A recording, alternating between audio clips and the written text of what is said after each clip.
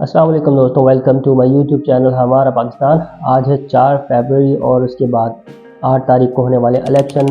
पाकिस्तान में इलेक्शन की गहमा गहमी है, लेकिन वो मज़ा वो दम है ही नहीं। अगर एक दमदार लीडर जो इस वक्त जेल के अंदर बंद है वो अगर बाहर होता तो क्या माहौल होता, आप खुद सोच सकते हैं। उसके जलसे जुलूस, उसके खिताब, वो लीडर जो कि आवाम की बात कर रहा होता और आवाम को शऊर दे रहा होता, ना कि ये कह रहा होता कि मैं आज भी मोटरवे बनाऊंगा, एक आपकी आगे से जाएगा और एक आपके पीछे से जाएगा।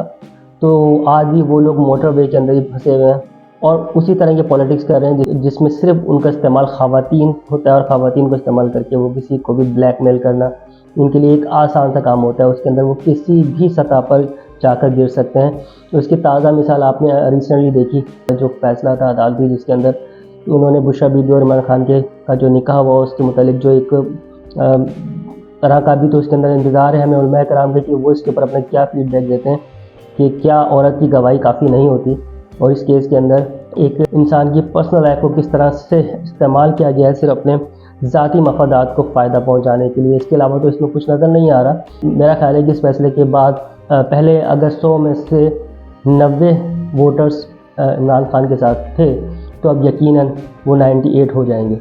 कल जब ये फैसला हुआ और फैसले के बाद जब इमरान खान साहब जो है वो बाहर आ रहे थे वकला के साथ कोर्ट रूम से, तो उनकी एक खातून वकील है, डेफिनेटली बात है कि सारे बहुत ज़्यादा इसमें जज्बाती थे, तो खान की हिम्मत ये कि वो उसने ये सब कुछ बर्दाश्त किया। तो उन्होंने उस खातून वकील के सर पर हाथ रखकर कहा कि अगर 8 फरवरी को कौम बाहर निकल आई तो इंशाल्लाह 10 फरवरी को मैं अगर ज़िंदा रहा तो मैं इंशाल्लाह बाहर होऊंगा। ये जो उस वक्त किस कदर मुश्किल के अंदर है और किस कदर प्रेशर उनको दिया जा रहा है, लेकिन वो किस खूबसूरती से उसको हैंडल कर रहे हैं, ये उनका ही मिजाज और उसके अलावा कोई दूसरा कर नहीं सकता। आज इमरान खान तो ये सारी चीज़ें बर्दाश्त कर रहा है, तो जो कुछ इससे पहले सियासतदानों के साथ हो चुका है वो तो कुछ भी नहीं था। तो अगर ये ट्रेंड सेट हो गया तो उसके बाद सोचें कि जब उनकी बारी आएंगी फिर क्या होगा। और फिर आज तो आवाम उसके साथ है, आवाम उनके साथ खड़ी है।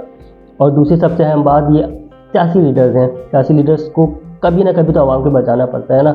आज 90-80% लोग अगर इमरान खान के साथ हैं तो इसका मतलब है कि वो आपके ख़िलाफ़ हैं। तो कल जब आपके साथ खुदा न खास्ता ऐसा कुछ होता है तो क्या वो आपकी सपोर्ट में खड़े होंगे, या आप जब रो रहे होंगे तो कोई आपके आंसू पहुँचने वाला होगा? तो मेरा नहीं ख्याल कि ऐसा कुछ होने वाला है। जो कुछ जितना गुस्सा आवाम के अंदर, जिस तरह से आप लोगों ने आवाम को इस वक्त, दरअसल इमरान खान कैद नहीं है इस वक्त, दरअसल वो वोटर जो उसका है, जो उसका सपोर्टर, वो खुद अपने आप को दरअसल कैदी महसूस कर रहा है।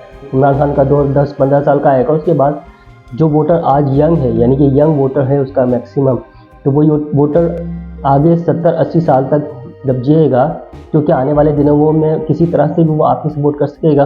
तो वो नहीं कर सकेगा। सियासतदानों को कभी भी इस सतह तक नहीं गिरना चाहिए। अब जो लोग कह रहे हैं ना कि यार खान साहब भी जेल में बंद, उनके उम्मीदवार भी नज़र नहीं आ रहे, आगे सुनने में आ रहा है कि वो उनको भी खरीद लेंगे अगर जीत गए, तो हम क्या करें, हम क्यों वोट दें या हम उसी को वोट क्यों दें? तो भाई बड़ी सीधी सी बात और समझने वाली बात यह है कि जो कुछ अभी हुआ ही नहीं है उसके ऊपर अंदाज़े लगाने की ज़रूरत नहीं है। ये सब कुछ खेल कैसा भी होता है, इस तरह से किया भी जाता है ताकि आवाम मुतनफ़िर हो। आपने करना वही है जो करना आप पिछले 2 साल से चाह रहे थे, अपनी उस पटरी से ना उतरें, वोट दें। अगर किसी ने कोई धांधली करनी भी है या कोई खरीदो फरोख्त करनी भी है तो भाई उनको मेहनत करने दें, वाकई में उनको मेहनत करने दें। उनको हाथ पे हाथ रखकर बैठने का मौका ना दें कि अब तो हमने अपना काम कर लिया, ना आवाम निकलेगी और ना ही वो उनको वोट देगी जिनको वो वोट देना चाह रही है। तो आप उन्हीं को मेहनत करने दें और अल्लाह ने चाहा तो इंशाल्लाह यहाँ तक अगर खान लेकर आया है हमें और अब तक उनको हराता हुआ आ रहा है, तो इंशाल्लाह आवाम की मदद से आगे भी हम उनको हराएंगे। तब भी आपके हल्के का उम्मीदवार कौन है, उसका इंतखाबी निशान क्या है, आपने कहाँ जाके वोट देना है, इसका बड़ा सादा और आसान सा तरीक़ेकार है। 8300 पर अपना शनाख्ती कार्ड नंबर लिखते हैं, उसमें कोई स्पेस वगैरह नहीं देनी, सिंपल नंबर लिखना है, नंबर लिख के भेजें। आपके पास डिटेल आ जाएगी कि आपका हल्का नंबर कौन सा है। अब आपको ये जानना है कि आपके हल्के का उम्मीदवार कौन सा है वहाँ पर खड़ा हुआ PTI का, यानी कि इमरान खान का नामजद उम्मीदवार कौन है। तो उसके लिए बहुत आसान सा तरीक़ेकार ये है कि आपने सिंपल इमरान खान के फेसबुक पेज के ऊपर जाना है, ठीक है। फॉलो नहीं किया हुआ तो कर लीजिएगा। इसके बाद अगर नहीं भी किया हो तब भी आप कर सकते, तब भी आपने इससे सिंपल उनको मैसेज करना है अपना हल्का नंबर। मिसाल के तौर आप लिखें NA240 लिखेंगे, आपके पास डिटेल आ जाएगी कि उस हल्के के अंदर इमरान खान का उम्मीदवार कौन है, नामजद कर रही है, यानी कि सूबाई और कौमी। और ये जो आप मैसेज करेंगे 8300 पर, इसमें बहुत अहम इंफॉर्मेशन होती है जिसमें शुमारियाती ब्लॉक कोड, सिलसिला नंबर, घराना नंबर भी आ जाता है। इसको भी आप अपने पास ज़रूर रिटर्न कर लें, सेव रखें। इससे फ़ायदा ये होगा जब आप वोट देने के लिए जाएंगे तो आपको लंबी लंबी लाइनों में लगने की ज़रूरत नहीं पड़ेगी। ये डिटेल आप पर्ची के ऊपर लिख सकते हैं सारी की सारी, और उसके बाद आप सिंपल अपने जो भी आपका पोलिंग बूथ है, आप वहाँ जाकर, आप अंदर जाकर इसी इन्फॉर्मेशन को फॉलो करते हुए भी आसानी से